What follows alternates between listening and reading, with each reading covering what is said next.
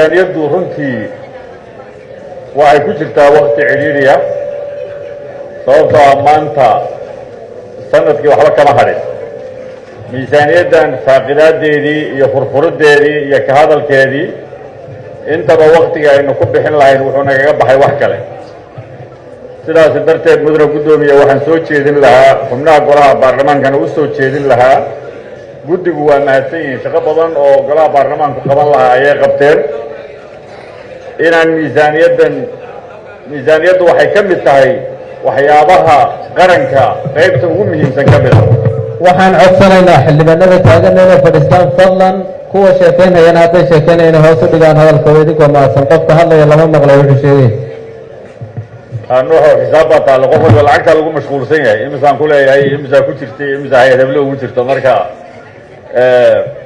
miisaaniyaddu waxay ka mid tahay waxyaabaha qaranka muhiimka u ah lana doonayo inaanu kadib dhicin xilliga loogu talagalay caalamka oo dhan way ka dhacdaa miisaaniyaddu inay dhar loo gasho ama xilli cidhiidhiya gasho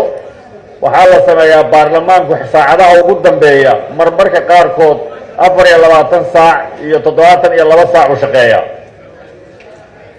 procedure dheer baana u dhiman haddii golaha baarlamaanku ansixiyo ilaa madaxweynuhu ka saxiixa procedure bay kusii jiraysaa aniga waxaan qabaa xubnaha golaha baarlamaanka usoo jeedinayaa sharafta leh waktigii badnaa ee inaga khasaaray maalmihii lasoo dhaafay inagoo ka duulayna waddanka inaan ka saarno inuu galo cidhiidhi xagga maaliyadda ah ama hay-adaha dawladdu ay shut down noqdaan ama xidhmaan waxaan soo jeedinayaa anigu aan maanta ku baaqi lahaa miisaaniyaddan aan ansixinno wixii qodobaha ee yar yarana guddigu run ahaantii weli gacantay ku hayaan sixitaankaas oo dhani waxa weeye wuu socdaa laakiin innaga maanta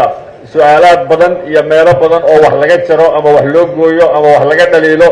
waktigeedii wuu naga xiran yahay sidaasaan aniga aaminsanahay aad baa umahadsantihin